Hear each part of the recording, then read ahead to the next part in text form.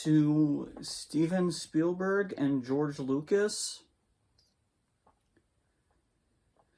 I am sorry that your beloved creation is forced to suffer like this. That said, hello everyone. Welcome back. Very soon. Yeah, unlike Winnie the Pooh, Blood and Honey, I actually saw this film, like, last year. I just didn't get the chance to really, like, make a video on it because of college and everything. And again, because everybody's waiting so patiently, I thought, oh, why the hell not, and give you guys another video for this week. I don't plan to, do this every week, like a two video per week type of thing. It's just a little something extra that I wanted to give. Yeah, so, that said, Indiana Jones and the Dial of Destiny. Indiana Jones and the Dial of Destiny is the fifth, and I pray to God, the last Indiana Jones movie. Please make it stop. It was directed by James Mangold and stars Harrison Ford and Phoebe Waller-Bridge. The movie takes place after the events of Kingdom of the Crystal Skull, where Indy is now divorced from Marion, is now an alcoholic, and is now miserable in an apartment, and his son, Mutt Williams, Shia LaBeouf's character, if you can't remember, is now dead. So pretty much the one good thing Crystal Skull had going for it, its ending is completely demolished. Wonderful. Indy then comes in contact with his goddaughter, Helena Shaw, played by Phoebe Waller-Bridge. Yes, goddaughter.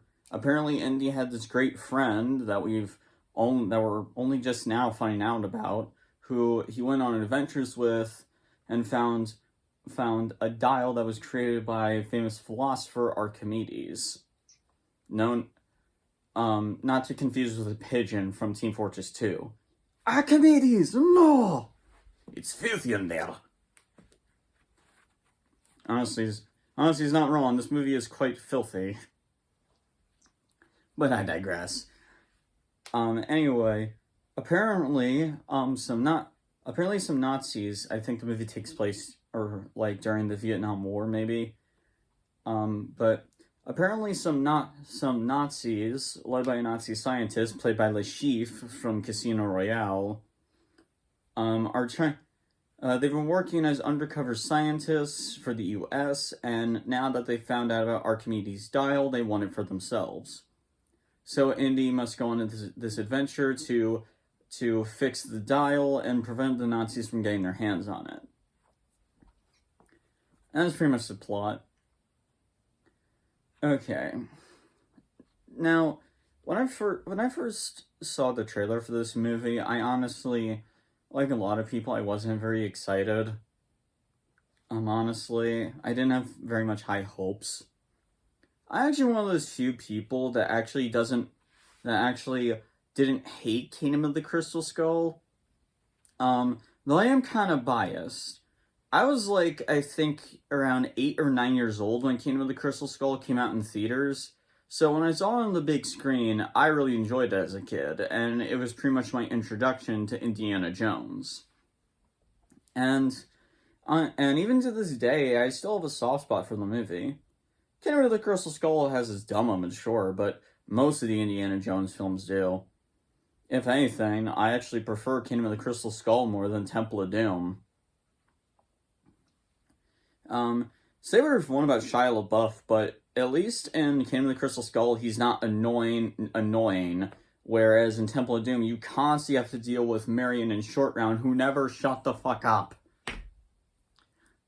But that's just my opinion. I know there's a lot of people that love Temple of Doom, and hate Kingdom of the Crystal Skull, and if you're in either one or both of those ballparks, that's fine. More power to you. That's just my opinion. Teach their own. I just hope that we can all collectively agree that this movie's a piece of shit. I honestly didn't have much high hopes for this movie. The only, um, especially because I haven't been the biggest fan on what Disney has been doing with George Lucas's stuff recently. I'm not going to say that like Disney is killing Star Wars or anything, because we have gotten some good stuff from Disney Star Wars, like the Mandalorian, Tales of the Jedi. I really liked that. I can't remember what it was called, but that Star Wars animatrix type of show that they did, I thought was really cool. And I do really appreciate that Disney finally gave Star Wars: The Clone Wars the conclusion it deserved. Um, do I prefer the Star Wars of old? Yes, I do, but I can't say that everything that Disney has brought to Star Wars has been a dumpster fire. But this most certainly is. This movie is terrible. And it really sucks for me to say that, because this movie is directed by a man that I really love. James Mangold is an incredibly talented filmmaker. Like, I haven't seen all of his movies, but the two movies I have seen are Walk the Line and hold on, let me look for it real quick. Just give me a minute. Here we go. And Logan. I love the shit out of this movie, and I really enjoyed Walk the Line. I really love James Mangold. I think he's a phenomenal talent. I don't know what the hell happened here. I don't know if it was due to, like, a shitty script or what, but... brother.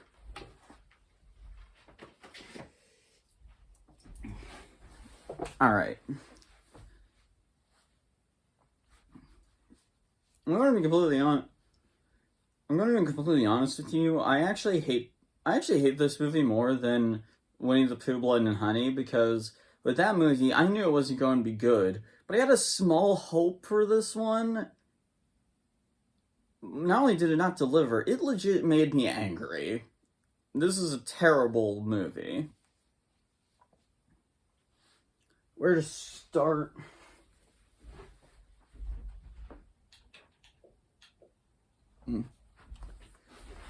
Yeah, still having screen problems. I'm trying to figure it out. Anyway. Okay. There's not... let me get the good things out of the way, because there's not really a lot to speak of. Sometimes the de-aging effects don't look that bad. Sometimes, anyway. And there are one or two action scenes that I actually thought were entertaining. Like that scene during this parade. I don't think they actually explain what the parade is for. But yeah, that parade scene, and Indy actually gets on a horse and rides it through a subway tunnel and everything. I thought that was cool. Strangely enough, in my opinion anyway, the best part of the movie is the opening.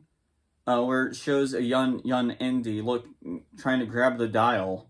Yeah, the de-aging effects look pretty bad for the most part, but you know what? It had the action, it had the atmosphere, it had the energy, it even had some of the comedy of the old Indiana Jones movies. Like, that opening felt the most like an Indiana Jones film. Yeah, there's way too much CGI and not enough practical effects, but it at least felt like an Indiana Jones movie. Those are the only positives I have. Everything else after this point is a mess. And the worst part about the movie by far is its characters. What they did to Indiana Jones in this movie is there's being disrespectful, and then there's literally demolishing a memorial, and that's what this movie does. Indy in this movie is bitter, grumpy as hell, and just a complete asshole throughout 90% of the movie. He honestly looks and feels entirely miserable throughout the entire thing. Gone is that fun adventurer that everybody knows and loves. And because Indy is such a downer throughout the entire movie, it just drags the fun of the film a lot, really. And I get what they're trying to do here. Harrison Ford is obviously a lot older now, and they wanted to show a much older, more bitter, or even broken Indiana Jones. But one, who the hell wants to see that? And two, there's a way you could have done that and still made him a good character. This may be a weird comparison, but um, there's a Indy in this movie kind of reminded me of a similar character, in my opinion. And that's the old man from Gran Torino, the Clint Eastwood film, which is a fucking awesome movie, by the way, if you haven't seen it. Here, Indy reminded me of him, because Clint Eastwood's character in Gran Torino is very similar to Indy here. He's a very bitter, almost broken old man who just seems kind of pissed at everything. But the difference here is that the old man in Gran Torino you actually really like. That's the beauty of Clint Eastwood's writing and directing and acting. Clint Eastwood can play one of the most unbearable assholes ever, but he can somehow still make you really like them. Yeah, the old man treats people like shit, and he's definitely a racist, but that's just because he grew up in a different time period. And sometimes he just can't help it. Doesn't mean he's a bad person, he's just a bitter and old one. And even through the rough spots, Clint Eastwood was able to make you really love that character to the point that when the ending happens, it's really damn sad. Again, if you haven't seen Gran Torino, really go watch it. It's really good. My point is, if they wanted this version of Indy to work, they really should have taken more inspiration from Gran Torino. You can have Indy be a bit of a dick, but you need to show that it's not really always intentional. He's just a bit behind the times. But they don't do that here. He's just angry and bitter throughout the entire movie. Which I will give the movie this. If there's any other positive I can give the movie, it's that the acting is actually really solid. Harrison Ford does a decent, good job with what he's given. I can't tell if it was because of the direction or if he really was miserable to be here. The latter one surprised me, honestly. Even Phoebe Waller-Bridge, I'll get to her, trust me. Her performance, for what she was given, she gives us good performance. I could say the same thing for the villain. The actor does a good job. Like, everybody does bring their A game here. The acting is the only part of this film that feels like it's from James Mangold, honestly. Because everybody really does try their best. What ruins the movie is the characters, though. Which, yeah, let's talk about Helena Shaw. I want to get this out of right now. I don't hate Phoebe Waller-Bridge. Quite the opposite, actually. I feel so sorry for this poor actress.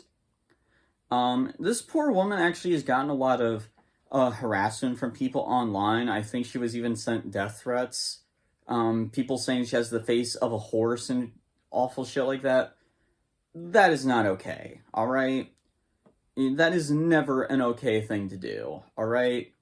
And if you're one of those people that did that, you should be ashamed of yourself. Seriously. You're a fucking despicable human being if you did that. I'm convinced that having watched this movie, no actress could have made this character likable. Nobody. You could have gotten Sigourney Weaver or Michelle Rodriguez, or Scarlett Johansson. You could have gotten fucking anybody to play this part. None of them could pull it off, because Helena Shaw is an awful character. She's not funny, she's annoying, and worst of all, she is just a very disrespectful asshole throughout the movie. For no reason whatsoever, she treats Indy like complete and total shit throughout the entire thing. I don't even know why. It's not like there's any conflict between them. She's just treating him like shit just because. Always saying shit like, well, you're never that good of a father anyway. I'm like, who the fuck do you think you are, lady? This is one of the greatest action heroes of all time you're treating like shit. Fuck off. Like, she really pissed me off. This character really pissed me off. And again, it's not Helen Shaw. It's not Phoebe Waller-Bridge's fault. This is a fucking terrible character. This writing is garbage. I can't blame her. Like, if anyone is really to be at fault here, it's the writer.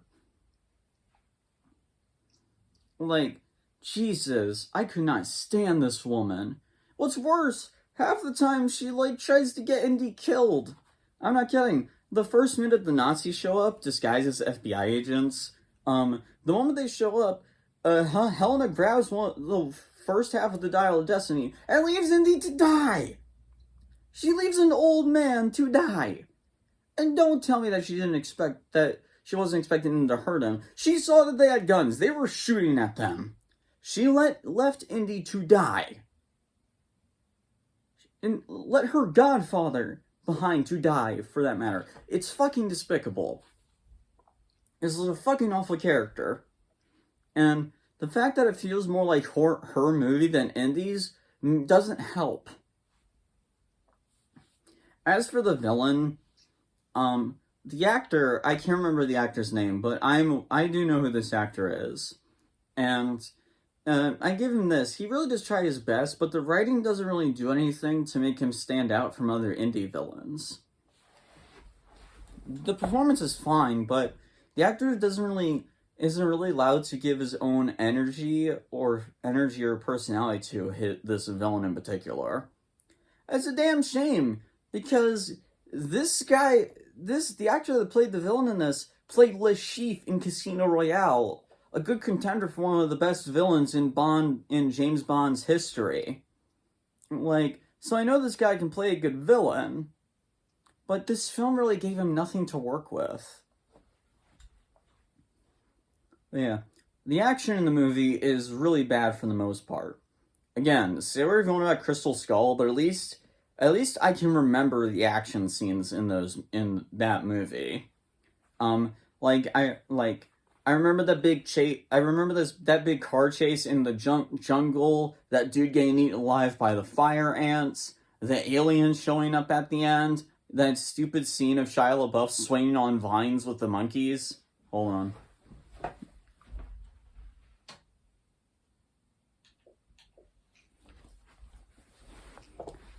I mean, yeah, the action scenes in Crystal Skull were dumb, but I at least remember them. Almost every action scene in this movie, I don't know if it's the choreography or it's how it's shot, but it's so bland and forgettable. And what doesn't help is that most of the action scenes just do repeat shit that we've already seen before. Oh, hey, look, here's a scene of Indy in a car chase in an area that looks similar to that marketplace from Raiders of the Lost Ark. Seriously? It's kind of having this, it's having, this movie has the same issue that Terminator Dark Fate had, where, while the action set pieces are well shot, they're not entertaining because it's all shit we've seen before. And this is the issue that I feel, this is a hurdle that a lot of action films need to jump through. Sequels to action movies, especially this long, have a risk of feeling like they're just repeating shit. This is why whenever you make a sequel to a new action series, you gotta shake it up a bit. The John Wick movies understood that very well, especially, with the most recent one, for example, to shake it up a bit, they had Keanu Reeves do some crazy stuff, like learn how to use nunchucks for the first time, and have an actual sword battle, and while some of the action set pieces in the John Wick films can feel a bit recycled, it's not so much so to the point that you feel like you've seen it all before. which unfortunately is the exact same issue that this movie is having. I will say this. I will say this though, and I know it's a bit of a hot take. I actually didn't mind the whole time travel thing. Yeah, that's a lot of that's what's going on. It's revealed that Archimedes' dial has the ability to open a portal back in time. The Nazis want to use it to go back to World War II to win the war. Which, by the way, is a really good setup for an Indiana Jones story. I will give it that. A lot of people, as I predicted, really hated the whole time travel shit. It's similar to how people really couldn't stand the aliens in Crystal Skull. But that never really bothered me, and I think the criticisms were always stupid. Oh, time travel in Indiana Jones movie, that's really stupid and dumb. Oh, really? Yeah. Because it's not like this franchise hasn't already established that it has a lot of supernatural things that exist. Like when Indiana Jones found the fucking Ark of the Covenant, which melted a whole bunch of Nazis, or when he found 3 magic stones that, when saying some voodoo bullshit, would be light on fire, or when he found the fucking Holy Grail. All happened in the original trilogy, but nobody's bitching and moaning about that. Like, could our criticisms at least make sense and be consistent here? That's why I don't mind the whole alien thing at the end of Crystal Skull. Even my only real issue is that it was kind of pointless. And I have the same issue here. I think the idea of Indiana Jones going back in time is a really ingenious concept. Really think about it. Indiana Jones has always loved and almost been obsessed with history and archaeology, so having a plot where he travels back in time is a really cool setup. Like, you could do so much with that. Like, have him meet with, like, some big figures in history, like Napoleon Bonaparte or Billy the Kid or something, and, like, ask him so many questions. Learn what really happened. Learn to see if his archaeology is actually true to real learn if, like, what actually happened back then is true to what we learned in real history. You can do so much with that. It feels like India is like back in time for like 10 minutes. And that's really it. And they don't even do much with it. No joke. The climax of the movie takes place in, I think, ancient Rome during the huge war. And that is a cool-ass setup for an Indiana Jones movie, but they don't do anything with it. Like, what was the point? It was, like, the only thing I was kind of interested in, and it just completely ruined it.